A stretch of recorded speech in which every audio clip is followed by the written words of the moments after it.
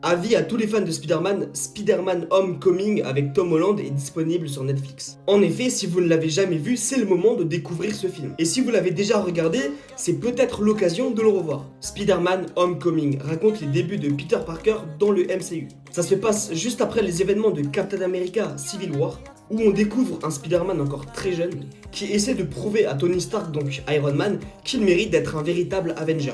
Mais en voulant trop en faire, Peter va vite comprendre que être un héros demande bien plus que juste avoir des super pouvoirs. Et ce qui rend ce film aussi réussi, c'est qu'il mélange parfaitement l'action, l'humour, mais aussi les moments un peu plus émouvants, où il faut être vraiment sérieux. Alors oui, on peut dire que Tom Holland est excellent dans le rôle de Peter Parker, parce qu'avec lui, on retrouve vraiment ce côté adolescent du personnage, entre les cours, les amis, mais aussi sa vie de super-héros. Bref, voilà, on retrouve aussi le vautour qui, pour moi, est peut-être l'un des meilleurs méchants du MCU.